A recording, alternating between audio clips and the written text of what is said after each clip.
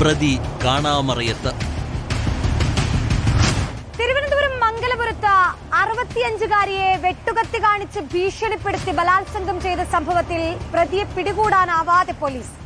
സംഭവം നടന്ന 4 ദിവസം പിന്നിടുമ്പോഴും പ്രതി ഒളിവിലെന്നാണ് സൂചന. പ്രതിയെക്കുറിച്ച് ചില വിവരങ്ങൾ ലഭിച്ചതായി പോലീസ് പറയുന്നു.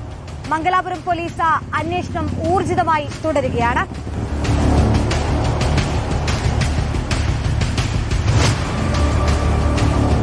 കഴിഞ്ഞ വ്യാഴാഴ്ച രാത്രി ഏകദേശം 8 മണിയോടെയാണ് ഈ സംഭവം ഉണ്ടാകുന്നത്.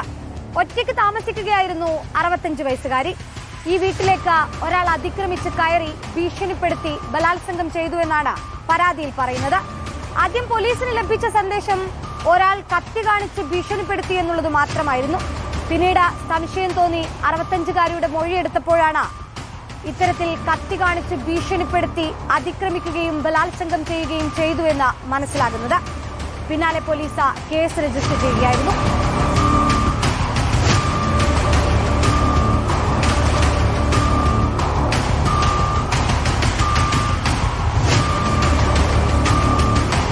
സംഭവത്തിന് പിന്നാലെ പ്രതി ഒളിവിൽ പോയി. പോലീസ് CCTV ക്യാമറകൾ ഉൾപ്പെടെ പരിശോധിച്ചുകൊണ്ട് അന്വേഷണം നടത്തുകയും ചെയ്യുന്നുണ്ട്.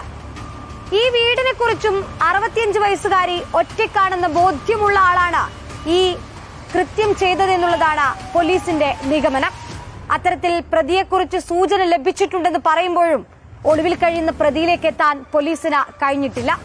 ഉടൻ തന്നെ പിടികൂടുമെന്ന പ്രതീക്ഷയാണ് പോലീസ് പറയുന്നത്. Reporter Sunisha Yellur, in reporter, Thiruvananthapuram.